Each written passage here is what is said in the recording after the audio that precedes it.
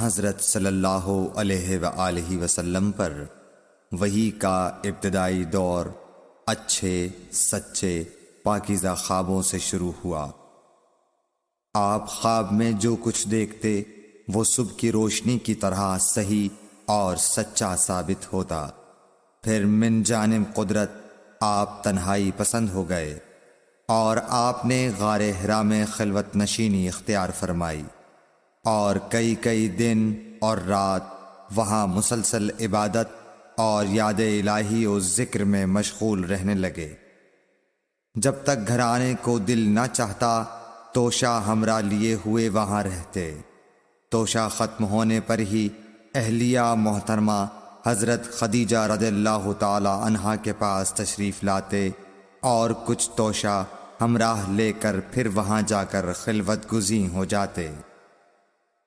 یہی طریقہ جاری رہا یہاں تک کہ آپ پر حق منکشف ہو گیا اور آپ غار حرا ہی میں قیام پذیر تھے کہ اچانک حضرت جبرائیل علیہ السلام آپ کے پاس حاضر ہوئے اور کہنے لگے کہ اے محمد پڑھو۔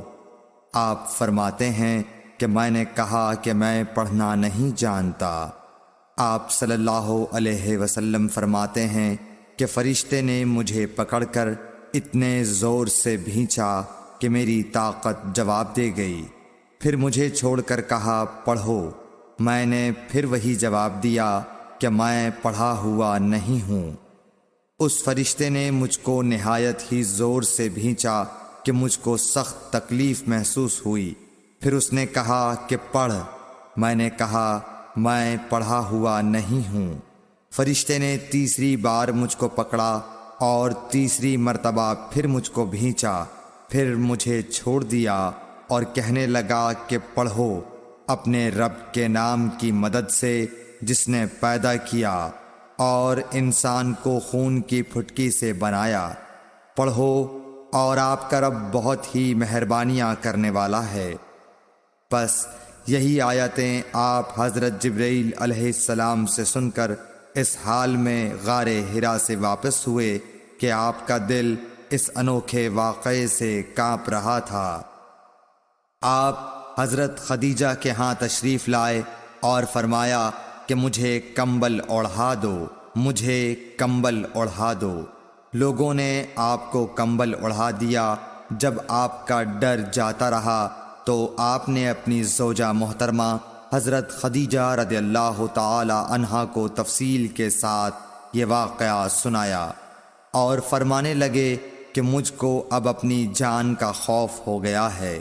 آپ کی اہلیہ محترمہ حضرت خدیجہ رضی اللہ تعالی عنہا نے آپ کی ڈھارس بندھائی اور کہا کہ آپ کا خیال صحیح نہیں ہے۔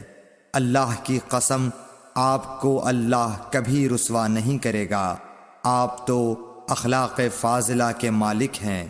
آپ تو کنبہ پرور ہیں، بے کسوں کا بوجھ اپنے سر پر رکھتے ہیں، مفلسوں کے لیے آپ کماتے ہیں، مہمان نوازی میں آپ بے مثال ہیں اور مشکل وقت میں آپ امر حق کا ساتھ دیتے ہیں۔ ایسے اوصاف حسنہ والا انسان یوں بے وقت ذلت و خواری کی موت نہیں پا سکتا۔ پھر مزید تسلی کے لیے حضرت خدیجہ رضی اللہ تعالی عنہا آپ کو ورقہ بن نوفل کے پاس لے گئیں جو ان کے چچا زاد بھائی تھے اور زمانہ جاہلیت میں نصرانی مذہب اختیار کر چکے تھے اور عبرانی زبان کے کاتب تھے۔ چنانچہ انجیل کو بھی حسب منشائے خداوندی عبرانی زبان میں لکھا کرتے تھے۔ انجیل سریانی زبان میں نازل ہوئی تھی، پھر اس کا ترجمہ عبرانی زبان میں ہوا۔ ورقہ اسی کو لکھتے تھے۔